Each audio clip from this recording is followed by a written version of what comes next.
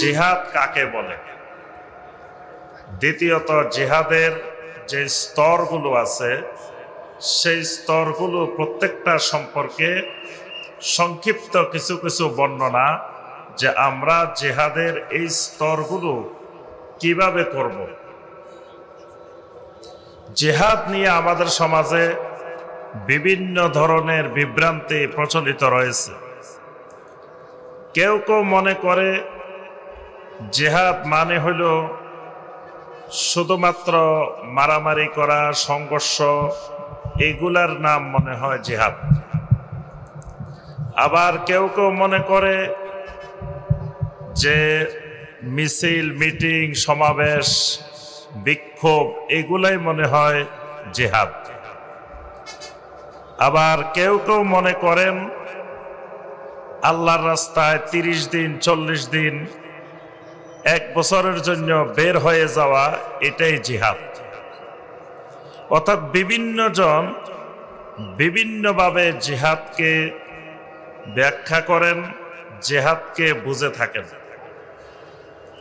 আসলে সত্যিকার অর্থে কোরআন সুন্নাহর দৃষ্টিতে জিহাদ কি, জিহাদ কাকে বলে, জিহাদ কিভাবে করতে হয়, এই বিষয়গুলো একজন মুমিনের জানা খুবই জরুরি। অর্থাৎ চেষ্টা করা, সামর্থ্য অনুযায়ী এগিয়ে যাওয়া, কোনো কিছু বেশি বেশি করা, এগুলোকে শাব্দিক অর্থে জিহাদ বলা হয়। শরীয়তের পরিভাষায় এর 2টি সংজ্ঞা রয়েছে। একটা সংজ্ঞা হলো আম, আরেকটা সংজ্ঞা হলো খাস।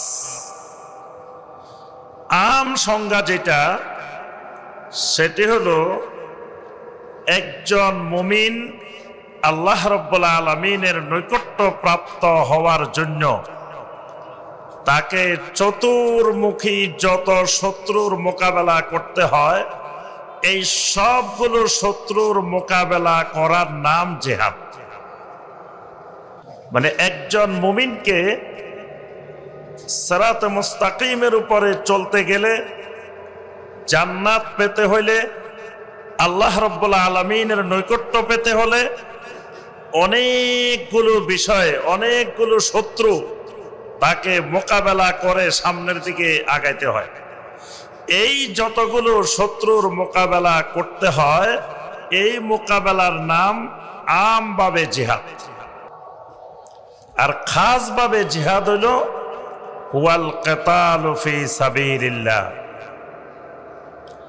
এবং সেটার উদ্দেশ্য হবে লিআলাই কালিমাতিল্লাহি সুবহানাহু ওয়া তাআলা, আল্লাহর কালেমাকে সুউচ্চ করার জন্য, আল্লাহর কালেমাকে বুলন্দ করার জন্য আল্লাহর রাস্তায় সরাসরি সংঘাতে, সরাসরি মোকাবেলায় লিপ্ত হওয়া, এটাকে শরীয়তের পরিভাষায় খাসভাবে জিহাদ ফি সাবিলিল্লাহ বলা হয়। তবে এই অংশটা পুরা জিহাদ ফি সাবিলিল্লাহর একটা অংশ, এবং এটি চূড়ান্ত পর্যায়ের একটি অংশ। আমরা জিহাদের স্তরগুলো বর্ণনা করলে আমরা বুঝতে পারবো কোন পর্যায়ে গিয়ে কিতাল ফি সাবিলিল্লাহ হয়। তাহলে আমরা সংক্ষেপে বুঝলাম যে জিহাদ কাকে বলে, জিহাদ কি জিনিস।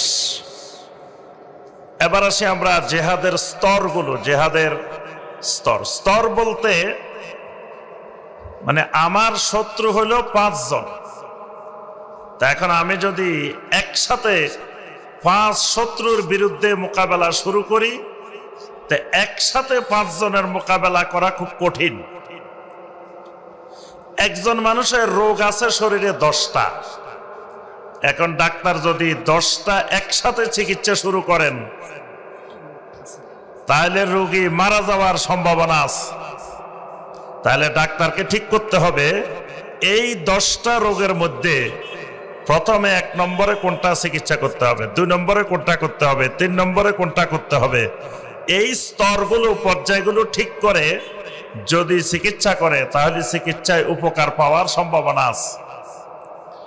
এখন একজন মুমিনের ঈমানের উপরে চলতে গেলে, তাওহীদের উপরে চলতে গেলে অনেকগুলো শত্রুর মোকাবেলা করে তাকে আগাইতে হবে। এখন শত্রু তো শুধু একজন না, শত্রু অনেকগুলা। তা এখন যদি সবগুলোর একসাথে মোকাবেলা শুরু করে তাহলে মোকাবেলা করাটা খুবই কঠিন। এই কারণে কি করতে হবে, শত্রুগুলোর স্তর বিন্যাস করতে হবে, যে আমার শত্রুগুলোর মধ্যে 1 নম্বর শত্রু কোনটা, 2 নম্বর কোনটা, 3 নম্বর কোনটা, 4 নম্বর কোনটা, 5 নম্বর কোনটা।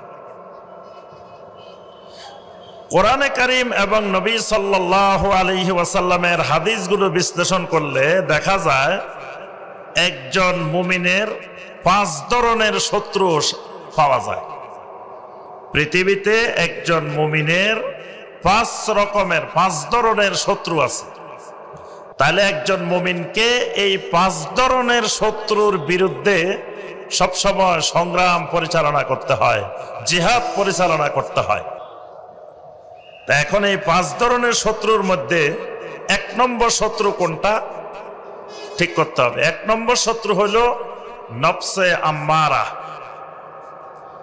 2 নম্বর শত্রু হলো শয়তান, 3 নম্বর শত্রু হলো আল কুফার, 4 নম্বর শত্রু হলো আল মুনাফিকিন, 5 নম্বর শত্রু হলো আহলুল বেদা ওয়াল মুনকারাত।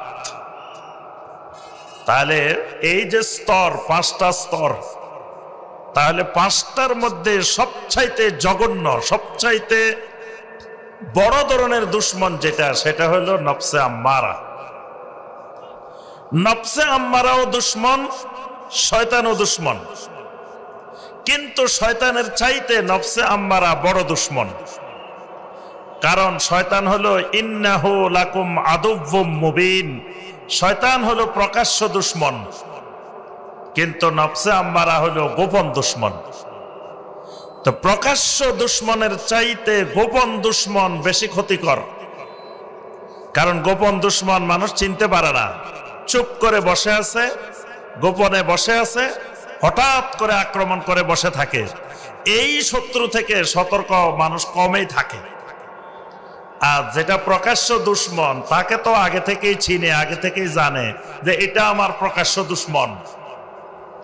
এই কারণে শয়তানের সাথে জিহাদ পরিচালনার আগে একজন ইমানদারকে, একজন মুমিনকে প্রথমে জিহাদ পরিচালনা করতে হয় নফসের বিরুদ্ধে। এটাকে বলা হয় জিহাদুন নফস, অর্থাৎ জিহাদের প্রথম স্তর, 1 নম্বর স্তর হলো জিহাদুন নফস, নফসের বিরুদ্ধে জিহাদ। কোন নফস? নফসে আম্মারা। এই কারণে আল্লাহ রাব্বুল আলামিন সূরা আশ-শামসের মধ্যে এই নফসে আম্মারার ব্যাপারে, নফসের ব্যাপারে বর্ণনা দিয়ে আল্লাহ পাক বলেন, ওয়া নাফসিন ওয়া মা সাওয়াহা ফাআলহামাহা ফুজুরাহা ওয়া তাকওয়াহা কাদ আফলাহা মান যাক্কাহা ওয়া কাদ খাবা মান দাসসাহা। আল্লাহ রাব্বুল আলামিন অনেকগুলো বিষয়ের এখানে কসম করেছেন। তার মধ্যে একটি কসম করেছেন ওয়া নাফসিন ওয়া মা সাওয়াহা। আল্লাহ রাব্বুল আলামিন নফসের কসম করেছেন। নফসের কসম করে এরপরে গিয়ে আল্লাহ রাব্বুল আলামিন বলছেন কাদ আফলাহা মান যাক্কাহা ওয়া কাদ খাবা মান দাসসাহা। যে ব্যক্তি নফসকে তাসকিয়া করতে পারবে, পরিশুদ্ধ করতে পারবে, সে আফলাহা, সফল হয়ে যাবে। আর যে লোকটা নফসকে কলুষিত করবে, নফসকে পরিশুদ্ধ করতে পারবে না, ওয়াকাদ খাবা, সে ধ্বংস হয়ে যাবে, সে ক্ষতিগ্রস্ত হয়ে যাবে। তাহলে নফসের কারণে, নফসকে তাসকিয়া করতে পারলে, পরিশুদ্ধ করতে পারলে আল্লাহর এই বান্দা, আল্লাহর এই বান্দি সফল হয়। আর নফসকে যদি পরিশুদ্ধ করতে না পারে তাহলে আল্লাহর বান্দা ক্ষতিগ্রস্ত হয়। এই কারণে নবী সাল্লাল্লাহু আলাইহি ওয়াসাল্লাম সবসময় দোয়া করতেন, আল্লাহুম্মা আতি নুফুসানা তাকওয়াহা ওয়া যাক্কিহা আনতা খায়রু মান যাক্কাহা আনতা ওয়ালিয়্যুহা ওয়া মাওলাহা আল্লাহুম্মা আতি নুফুসানা তাকওয়াহা। আয় আল্লাহ, আমাদের নফসগুলোর মধ্যে আপনি তাকওয়া দিয়ে দেন, তাকওয়া দিয়ে ভরপুর করে দেন। ওয়া যাক্কিহা, আমাদের নফসকে আপনি পরিশুদ্ধ করে দেন। আনতা খায়রু মান যাক্কাহা, কারণ আপনি হলেন এই অন্তরের সবচাইতে কল্যাণকর পরিশুদ্ধকারী। আনতা ওয়ালিয়্যুহা ওয়া মাওলাহা, আপনি হলেন এই নফসের অভিভাবক, আপনি হলেন এর বড় ধরনের ওয়ালি, বড় ধরনের পরিচালনাকারী। তাহলে এই নফসটা আমাদের জন্য খুবই গুরুত্বপূর্ণ একটা জিনিস। এজন্য সর্বপ্রথম জিহাদের ময়দানে ঝাঁপিয়ে পড়তে হবে নফসে আম্মারার বিরুদ্ধে। ফজরের সময় যখন আজান হয় তখন আল্লাহ রাব্বুল আলামিনের ঘোষণা আসে, আস-সালাতু খায়রুম মিনান নাওম। ঠিক সেই মুহূর্তে এই নফসে আম্মারা আমাদেরকে প্রলোভন দিতে থাকে যে এই কষ্টকর সময়, এই আরামের ঘুমের সময় তোমার উঠার দরকার নাই, সময় আরো আছে। মানুষ নফসে আম্মারার প্রলোভনে পড়ে ফজরের সালাত আদায় করতে পারে না। তারপরে মানুষ যখন দাড়ি রাখতে চায় তখন নফসে আম্মারা তাকে ধোঁকা দিতে থাকে যে দাড়ি রাখলে তুমি তো চাকরি বাকরি পাইবা না, বিয়ে শাদী করতে পারবা না, আরো তোমার এই সমস্যা সমাজে তৈরি হইতে পারে। যখন টাকনুর উপরে কাপড় তোলে তখন নফসে আম্মারা তাকে বিভিন্ন ধরনের ভয় দেখায় যে তুমি যদি টাকনুর উপরে কাপড় পরে হাঁটো মানুষ তোমাকে কি বলবে, তারপরে তোমাকে জঙ্গি বলতে পারে, তোমার এই সমস্যা হইতে পারে। এইভাবে শরীয়তের হুকুম আহকাম দিন মানার ক্ষেত্রে নফসে আম্মারা মানুষকে বিভিন্ন ধরনের ভীতি প্রদর্শন করে, বিভিন্ন প্রলোভন দেখায়, এইভাবে মানুষকে সঠিক রাস্তা থেকে বিচ্যুত করে ফেলে। এই কারণে একজন মুমিন প্রথম জিহাদ শুরু করতে হবে নফসে আম্মারার বিরুদ্ধে। এখন জিহাদটা কেমনে পরিচালনা করতে হবে? এই জিহাদ পরিচালনার জন্য আবার 4টা জিনিস লাগবে। মানে নফসে আম্মারার বিরুদ্ধে জিহাদ করতে হলে 4টা জিনিস লাগবে। কারণ এগুলো তো এমন জিনিস না যে নফসে আম্মারাকে আমি একটা ছুরি এনে তলোয়ার এনে মারি ফেললাম, আক্রমণ করলাম, এইরকম আক্রমণ করার জিনিস না। তাহলে এটার সাথে জিহাদ করতে হলে এটার অস্ত্র হবে ভিন্ন ধরনের। তা এখন নফসে আম্মারার দমন করার জন্য যদি অস্ত্র না থাকে, আমি না বুঝি যে এটার কিভাবে জিহাদ করতে হবে, তাহলে নফসে আম্মারার বিরুদ্ধে জিহাদ করা সম্ভব হবে না। তো নফসে আম্মারার বিরুদ্ধে জিহাদ করতে হলে 4টি স্তরে জিহাদ করতে হবে নফসে আম্মারার বিরুদ্ধে। সর্বপ্রথম জিহাদ শুরু করতে হবে তাআল্লুমুল হুদা ওয়া দীনিল হক। প্রথম এলেম চর্চা শুরু করতে হবে। এলেম চর্চা করাটাই সবচেয়ে বড় জিহাদ। নফসের বিরুদ্ধে জিহাদের প্রথম অস্ত্র হলো এলেম। এলেম চর্চা যত বেশি হবে, এলেম শিখা, এলেমের সাথে ব্যস্ততা যত বেশি হবে, নফসে আম্মারার বিরুদ্ধে জিহাদ তত সহজে পরিচালনা করা যাবে। এলেম নাই, এলেম চর্চায় কোনো আগ্রহ নাই, এলমের সাথে কোনো সম্পর্কই নেই, তাহলে এই লোক নফসে আম্মারার বিরুদ্ধে কখনো জিহাদ করে জিততে পারবে না।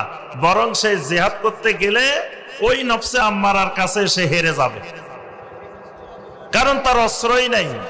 তো সে জিহাদ করবে কেমনে? এজন্য যার কাছে এলেম নাই, এই মানুষগুলো নফসে আম্মারাকে দমন করতে পারে না, বরং সেই নফসে আম্মারার গোলাম হয়ে বসে থাকে। এজন্য প্রথম নম্বরে জিহাদ পরিচালনা করতে হবে এলেম। নবী সাল্লাল্লাহু আলাইহি ওয়াসাল্লাম বলেন, মান খরাজা ফি তালাবিল ইলমি ফাহুয়া ফি সাবিলিল্লাহ। যে ব্যক্তি এলেম অর্জনের উদ্দেশ্যে বের হবে সে আল্লাহর রাস্তায় জিহাদে রত আছে, হাত্তা ইয়ারজিআ, যতক্ষণ পর্যন্ত না সে ফিরে আসে। অর্থাৎ এলেম চর্চায় নিয়োজিত থাকা, এটা জিহাদের ময়দানে জিহাদে রত থাকা। কিসের বিরুদ্ধে জিহাদ? নফসে আম্মারার বিরুদ্ধে, নফসের বিরুদ্ধে জিহাদ। এরপরে জিহাদ করতে হবে নফসের বিরুদ্ধে। এলেম শিখার সাথে সাথে এলেম অনুযায়ী আমল শুরু করতে হবে। এই আমল করাটাও নফসে আম্মারার বিরুদ্ধে জিহাদ করার বড় ধরনের অস্ত্র। প্রথম 1 নম্বরে এলেম, 2 নম্বরে আমল, 3 নম্বরে এই এলেমের আলোকে মানুষকে দাওয়াত দিতে হবে। দাওয়াত না দিলে নফসে আম্মারার বিরুদ্ধে জিহাদ করা সম্ভব হবে না। কারণ দাওয়াত না দিলে সমাজের মানুষগুলো তাকে দোষ ত্রুটিগুলো দেখাই দিবে না। যতক্ষণ মানুষ দাওয়াত দেয় না ততক্ষণ কেউ তার কোনো দোষ ত্রুটি তুলে ধরে না। যখনই আমি সমাজে মানুষকে দাওয়াত দেওয়া শুরু করব, তখন সমাজের মানুষ আমার ভিতরে কি কি দোষ ত্রুটি আছে এগুলো সব একটা একটা করে আঙ্গুল তুলে তুলে দেখাই দিবে যে তুমি তো এটা করো, তুমি তো এটা করো, তুমি এরকম কথা বলতেছো, তুমি তো অমুক সময় এটা করছো, তুমি অমুক সময় এটা করছো। অর্থাৎ আমার সমস্ত দোষ ত্রুটিগুলো মানুষ তুলে ধরবে তখন। আর তুলে ধরার মাধ্যমে আমার জন্য ইসলাহ হওয়া, সংশোধন হওয়া সহজ হয়ে যাবে। তখনই মানুষ এই নফসের বিরুদ্ধে জিহাদে বিজয়ী হবে। এজন্য এই জিহাদের 3 নম্বর অস্ত্র হলো আদ-দাওয়াতু ইলাল্লাহ। 4 নম্বরে যেটি করতে হবে সেটি হলো এই দাওয়াত দিতে গেলে, সত্যিকারের তাওহীদের দাওয়াত দিতে গেলে অনেক ধরনের বিপদ মুসিবতের সম্মুখীন হতে হবে। তো যত রকমের বিপদের সম্মুখীন হবে, যত মুসিবতের সম্মুখীন হবে, এই ক্ষেত্রে সবর ধারণ করতে হবে। এই 4টি কাজ সুন্দরভাবে আঞ্জাম দিতে পারলেই জিহাদের ক্ষেত্রে নফসের বিরুদ্ধে জিহাদে সে সফল হবে, সে বিজয়ী হবে, সে কাদ আফলাহা মান যাক্কাহা হতে পারবে। এই কারণে আল্লাহ রাব্বুল আলামিন সূরা আল আসরের মধ্যে বলছেন, ওয়াল আসর ইন্নাল ইনসানা লাফি খুসর ইল্লাল্লাযীনা আমানু ওয়া আমিলুস সলিহাত ওয়া তাওয়াসাউ বিল হক ওয়া তাওয়াসাউ বিস সবর। অর্থাৎ এই 4টি কাজ থাকলে ওই মানুষটা ক্ষতিগ্রস্ততা থেকে বেঁচে গেল, অত সফল হয়ে গেল। কিন্তু যদি তার ভিতরে এই কাজগুলো না থাকে, এলেম, আমল, দাওয়াত, সবর, এই জিনিসগুলো না থাকলে সে নফসের বিরুদ্ধে জিহাদ করে কখনো সে বিজয়ী হতে পারবে না, সে নফসের কাছে হেরে যাবে। এই কারণে অনেক মানুষ এলেমবিহীন যখন জিহাদ করা শুরু করে, তো শেষ পর্যন্ত দেখা যায় সে শয়তানের বন্ধুতে পরিণত হয়ে যায়, নফসের গোলামে পরিণত হয়ে যায়। কারণ নফসকে কেমনে দমন করতে হবে, কেমনে হারাইতে হবে, এই কৌশল তো তার জানা নেই, তার এলেম নেই। এজন্য এলেমটাই বড় জিহাদ। এবং এলেম শিক্ষা দেওয়া, এলেম শিক্ষা নেওয়া, এই ময়দানে যারা নিয়োজিত আছে তারা জিহাদ ফি সাবিলিল্লাহর কাজে নিয়োজিত আছে। অনেকে মনে করে যে এলেম চর্চা করলে যে এরা তো জিহাদ করে না, খালি বসে বসে এরা এলেম চর্চা করে, এলেম শিখে, এলেম শিখায়, এটাকে অনেকে জিহাদ মনে করে না। কিন্তু এটা জিহাদের মূল বিষয়, মূল জিনিস, 1 নম্বর অস্ত্র হলো সত্যিকারের যথার্থ এলেম। এই নফসকে দমন করতে না পারলে, নফসকে যদি জিহাদে হারাইতে না পারে, তাহলে এই লোক জান্নাত পাবে না। কারণ এই নফস অনেক সময় মানুষের মাবুদ হয়ে বসে থাকে, ইলাহ হয়ে বসে থাকে। এই কারণে আল্লাহ রাব্বুল আলামিন কোরআনে কারিমে সূরা নাজিআতের 40-41 নম্বর আয়াতে কারিমে বলেন, ওয়া আম্মা মান খাফা মাকামা রাব্বিহি ওয়া নাহান নাফসা আনিল হাওয়া ফাইন্নাল জান্নাতা হিয়াল মাওয়া। যে ব্যক্তি তার রবের মাকামকে ভয় করে, ওয়া নাহান নাফসা আনিল হাওয়া, নফসকে হাওয়ার অনুসরণ থেকে, প্রবৃত্তির অনুসরণ থেকে বিরত রেখেছে, ফাইন্নাল জান্নাতা হিয়াল মাওয়া, এই লোকের জন্য জান্নাতেই হলো ঠিকানা, জান্নাতেই হলো তার আশ্রয়স্থল। তাহলে বোঝা গেল নফসকে হারাইতে না পারলে, মানে নফসে আম্মারাকে দমন করতে না পারলে জান্নাত পাওয়া সম্ভব না। এই জন্য নবী সাল্লাল্লাহু আলাইহি ওয়াসাল্লাম বলছেন, লা ইউমিনু আহাদুকুম হাত্তা ইয়াকুনা হাওয়াহু তাবাআল লিমা জিইতু বিহি। আমি নবী যা নিয়ে এসেছি, যতক্ষণ পর্যন্ত কোনো ব্যক্তির প্রবৃত্তি, কোনো ব্যক্তির হাওয়া এটার অনুগামী না হবে, ততক্ষণ সে ঈমানদার হইতে পারবে না। তাহলে আমরা জিহাদের প্রথম স্তর আমরা বুঝলাম যে একজন ঈমানদারের সবচাইতে বড় দুশমন নফসে আম্মারা। জিহাদ শুরু করতে হবে নফসে আম্মারার বিরুদ্ধে, এবং নফসে আম্মারার জিহাদের অস্ত্র আমরা পাই গেছি। জিহাদটা করতে হবে 4টা জিনিসের মাধ্যমে: ইলমের মাধ্যমে, আমলের মাধ্যমে, দাওয়াতের মাধ্যমে, সবরের মাধ্যমে। এবার আসি এই জিহাদের পরে দ্বিতীয় স্তরের যে জিহাদ, সেটা হবে জিহাদুশ শয়তান। নফসে আম্মারা হলো গোপন দুশমন, শয়তান হলো প্রকাশ্য দুশমন। এবার প্রকাশ্য দুশমনের বিরুদ্ধে জিহাদ, কারণ শয়তান প্রকাশ্যে ঘোষণা দিয়েই আমাদের বিরুদ্ধে শয়তান মাঠে নামছে। তাহলে শয়তান কোনো গোপনীয় দুশমন না। আল্লাহ পাক কোরআনে কারিমের মধ্যে সূরা আল বাকারার 168 নম্বর আয়াতে কারিমে বলছেন, ইন্নাহু লাকুম আদুউম মুবিন। শয়তান হলো তোমাদের প্রকাশ্য দুশমন। সুতরাং এই দুশমন ঘোষণা দিয়েছে, ওয়াকালা লা আত্তাখিদান্না মিন ইবাদিকা নাসীবাম মাফরুদা। শয়তান বলছে, অবশ্যই অবশ্যই আমি আপনার বান্দাদের থেকে একটা নির্দিষ্ট অংশ গ্রহণ করব, অর্থাৎ ইবাদতের একটা অংশ আমি শয়তান গ্রহণ করব। একমাত্র তাওহীদের ভিত্তিতে আপনার ইবাদত করবে, এই কাজ করতে আমি আপনার বান্দাদেরকে দিব না।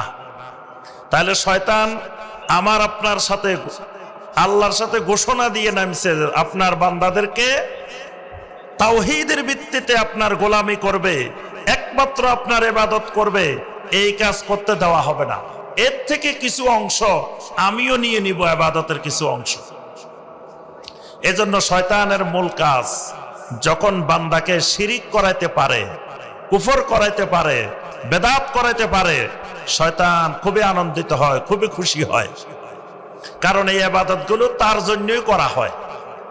এগুলো যেই ইবাদত সুন্নত তরিকায় হয়, সেই ইবাদত আল্লাহর জন্য করা হয়। যেই ইবাদত বেদাতি তরিকা হয়, এটা আল্লাহর জন্য হয় না, এটা শয়তানের জন্য হয়। সে নাসিব বা মাফরুদা পেয়ে যায়। এই শয়তানের বিরুদ্ধে জিহাদটা বিশেষ করে 2টা ক্ষেত্রে এই জিহাদটা করতে হয়।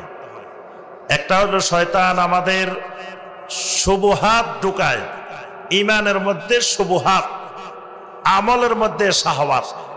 মানে শয়তান আমাদেরকে জিহাদটা শয়তানের দিক থেকে পরিচালনা করে 2টা জিনিস দিয়ে, একটার নাম শাহওয়াত, একটার নাম শুবহাত। অর্থাৎ আমাদের ঈমানের ভিতরে শয়তান শুবহাত ঢুকায়। শুবহাত মানে বিভিন্ন রকমের সন্দেহ, সংশয়, এগুলো আমাদের ঈমানের মধ্যে শয়তান ঢুকায়, এগুলাকে বলা হয় শুবহাত। আর আমলের ভিতরে শয়তান আমাদেরকে শাহওয়াত ঢুকায়। শাহওয়াত মানে যত রকমের খারাপ কবিরা গুনাহ আছে, হারাম কাজ আছে, এই কাজগুলো আমাদেরকে শয়তান করার জন্য উদ্বুদ্ধ করে, প্রেরণা যোগায়। অর্থাৎ শয়তানের অস্ত্র হলো 2টা, একটার নাম শাহওয়াত, একটার নাম শুবহাত।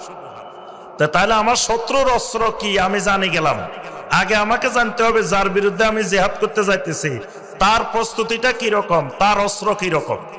তাহলে শয়তানের অস্ত্র আমরা জেনে গেলাম যে শয়তান বড় বড় 2টা অস্ত্র নিয়ে ময়দানে নামছে। একটা হলো আমাদের ঈমানের ভিতরে শুবহাত ঢুকাবে, আরেকটা হলো আমাদের আমলের ভিতরে শাহওয়াত ঢুকাবে।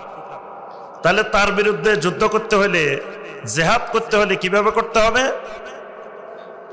1 নম্বর, শয়তানকে, শত্রুকে শত্রু হিসাবে চিনতে হবে। এটা হলো 1 নম্বর অস্ত্র।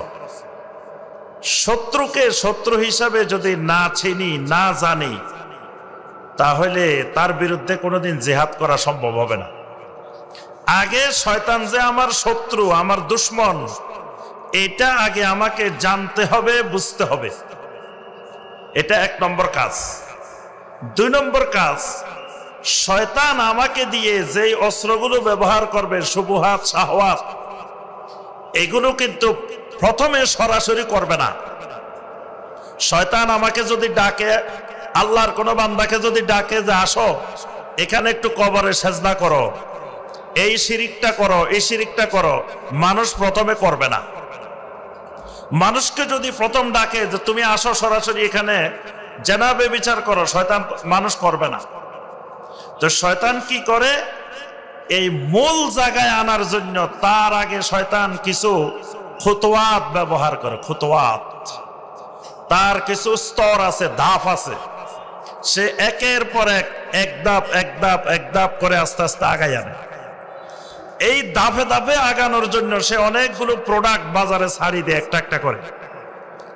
যেমন ধরেন আজকে 14 ফেব্রুয়ারি, এটা শয়তানের একটা বড় প্রোডাক্ট। এটা শয়তান অনেক আগের থেকে এটা নিয়ে রাখছে, হাজার হাজার বছর আগের থেকে। যখন যেখানে যে সমাজে দরকার হয় তো সেটাকে সুন্দর করে একটু রং লাগাই শয়তান মার্কেটে ছাড়ি দেয়। তো মানুষ মনে করে এটা নতুন, আসলে এটা হাজার বছর আগের পুরানা জিনিস। এই 14 ফেব্রুয়ারি খ্রিস্টপূর্ব 250 সালে এটা ছিল একটা লুফার কেলিয়া উৎসব, যেখানে অশ্লীলতার উৎসব হইতো 3 দিন ব্যাপী। সেই গ্রিকের পুরানা সেই শিরিকি পন্থাটাকে আবার শয়তান নতুন রূপে আমাদের কাছে এনে মার্কেটে ছেড়ে দিছে। তা শয়তান জানে এই প্রোডাক্ট যারা গ্রহণ করবে এরা আস্তে আস্তে আস্তে আস্তে অশ্লীলতা, বেহায়াপনার দিকে এমন ভাবে যাবে, যেতে যেতে এক সময় গিয়ে জেনা, ব্যভিচার, অশ্লীলতা, সমকামিতা এগুলো তাদের কাছে আর কোনো বিষয় মনে হবে না। এরকম শয়তান বিভিন্ন ধাপ ব্যবহার করে। আজকে দেখলাম অনেক মোবাইলে আপনার প্যাকেজ দেওয়া হয়েছে যে ভ্যালেন্টাইন প্যাকেজ, এই শয়তানের প্যাকেজ, যে এই উপলক্ষে যাতে কথাবার্তা বলতে কোনো বাধা সৃষ্টি না হয় এজন্য প্যাকেজ দিয়ে দিছে। তাহলে এটা শয়তানের একটা খুতওয়াত। আস্তে আস্তে আস্তে আস্তে করে এক সময় মূল কাজের দিকে মানুষকে আগায় নিয়ে যাবে। এই জন্য শয়তানের বিরুদ্ধে জিহাদ করতে হলে শয়তানের খুতওয়াত গুলো, শয়তানের ফাঁদগুলো সম্পর্কে সতর্ক থাকতে হয়। 3 নম্বর, শয়তানের এর বিরুদ্ধে জিহাদ করতে হলে আল্লাহর দ্বীনকে, আল্লাহর রশিকে এবং আহলুস সুন্নাহ ওয়াল জামাতের আকীদাকে শক্ত করে মজবুত করে ধারণ করতে হয়, না হয় শয়তানের বিরুদ্ধে জিহাদ করা সম্ভব না। 4 নম্বর, আমি আপনি হাজারো চেষ্টা করলেও শয়তানের কাছে আমি আপনি শিশুও না, নবজাতক। কারণ শয়তানের দোস্ত ছিল ফেরাউন, শয়তানের দোস্ত ছিল নমরুদ, শয়তানের দোস্ত ছিল আবু জাহেল, শয়তানের দোস্ত ছিল আবু লাহাব। তা আমি আপনি তো শয়তানের কাছে একবারে কিছুই না। শয়তান জানে আমাকে আপনাকে কোন কৌশলে কিভাবে সঠিক রাস্তা থেকে বিচ্যুত করতে হবে। এই কারণে সব সময় আল্লাহ রাব্বুল আলামিনের কাছে শয়তানের থেকে আশ্রয় চাইতে হবে। আউযু বিল্লাহি মিনাশ শাইতানির রাজিম। যে কোনো সময়, সব সময়, ওয়া ইম্মা ইয়ানজাগান্নাকা মিনাশ শাইতানি নাজগুন ফাস্তাইয বিল্লাহি মিনাশ শাইতানির রাজিম। অভিশপ্ত শয়তান থেকে আল্লাহর কাছে সবসময় পানা চাইতে হবে। আল্লাহ সুবহানাহু ওয়া তাআলা চাইলে আমি শয়তানের বিরুদ্ধে জিহাদে বিজয়ী হতে পারবো, না হয় বিজয়ী হওয়া সম্ভব না। এই অস্ত্রগুলো নিয়ে শয়তানের বিরুদ্ধে নামলে তাহলে শয়তানের বিরুদ্ধে জিহাদে বিজয়ী হওয়া সম্ভব। 3 নম্বর দুশমন হলো আমার কুফফার। কুফফাররাও ইমানদারদের বন্ধু না, কুফফাররা কাফের মুশরিক ইমানদারের দুশমন।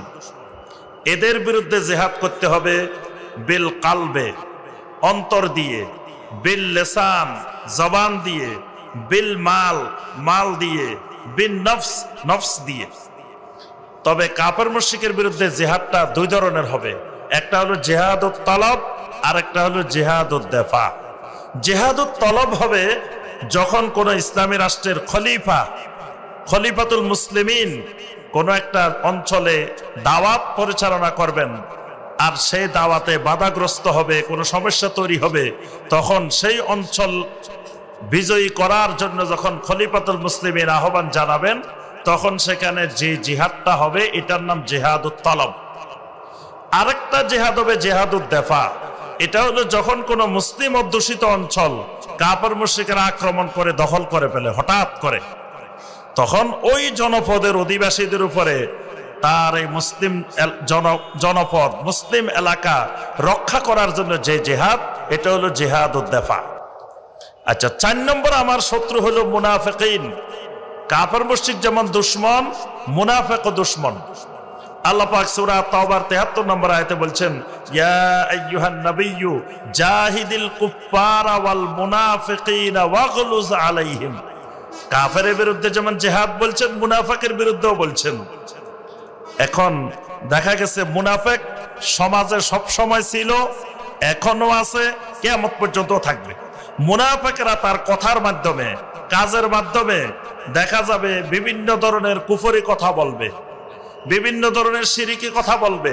তো এই মুনাফিকদের থেকে যে কুফরি শিরিকি কথা প্রকাশ পাবে, এটাকে জবানের মাধ্যমে, লেখনির মাধ্যমে, তারপরে বিভিন্নভাবে এটাকে প্রতিহত করা মুনাফিকের বিরুদ্ধে জিহাদ। সর্বশেষ 5 নম্বর জিহাদ যেটা হবে, জিহাদু আহলিল বেদা ওয়াল মুনকারাত। সমাজে যারা বেদাতি, আহলুল বেদা সবসময় তার বেদাতকে ছড়ানোর জন্য সে বিভিন্ন কৌশল অবলম্বন করবে। এই যে আজকে রাত্রে শবে বরাতের নাম দিয়ে এটাকে ছড়ানোর জন্য যত রকমের কৌশল আছে। আর এখন সবচেয়ে বড় অস্ত্র পাইছে যে শেখ আলবানী রহমতুল্লাহ আলাইহি একটা হাদিসকে হাসান বলছেন, বাস এটা হলো সবচেয়ে বড় দলিল যে শেখ আলবানী বলছেন শবে বরাত আছে। এখন শেখ আলবানী রাহমাহুল্লাহ যে হাদিসের ব্যাপারে বলছেন, সুনান ইবনে মাজার 1390 নম্বর হাদিস, তিনি বলছেন এই হাদিস দঈফ। আরো এই একই হাদিস 8-9টা সনদে আসার কারণে, অনেকগুলো সনদে আসার কারণে এটার দুর্বলতাটা একটু কমে গেছে। কমে এটা সর্বোচ্চ হাসান পর্যন্ত গেছে। তা এখন হাসান পর্যন্ত গেছে, ভালো কথা, আমরা ধরে নিলাম হাসান। এখন এই হাদিসের মধ্যে তো আজকে রাত্রে ইবাদতের কথা, হালুয়া রুটি বানানোর কথা, আতশবাজি ফোটানোর কথা, মিলাদ পড়ানোর কথা, খতম পড়ানোর কথা, কবরস্থানে দৌড়াদৌড়ির কথা, এগুলো তো এই হাদিসের মধ্যে নাই। এই হাদিসের মধ্যে আছে 2টা জিনিস, ইন্নাল্লাহা লা ইয়াত্তালিউ ফি লাইলাতিন নিসফি মিন শাবান ফায়াগফিরু লিজামিই খালকিহি। আল্লাহ সবাইকে ক্ষমা করে দেন, ইল্লা লিমুশরিকিন ওয়া মুশাহিনিন। মুশরিক আর হিংসুক, নিন্দুক, এদেরকে আল্লাহ ক্ষমা করেন না। তো বাস, তুমি যদি মনে করো যে হাদিস এটা আমল করবা, তা আমল করলে 2টা কাজ করো, একটা হলো শিরিক মুক্ত হয়ে যাও, আর একটা হলো হিংসা মুক্ত হয়ে যাও। এই তো শবে বরাত পালন হয়ে গেছে। যদি আলবানীর রাহিমাহুল্লাহর কথা অনুযায়ী তুমি শবে বরাত পালন করতে চাও, তো 2টা কাজ করলে তো হয়ে গেছে, শিরিক মুক্ত হও, আর একটা হলো কি, হিংসা মুক্ত হয়ে যাও। কিন্তু দেখা গেছে ওই হাদিসের দোহাই দিয়ে এবার যত রকমের জাল হাদিস, যত রকমের বেদাত আছে সব আনা হয়েছে।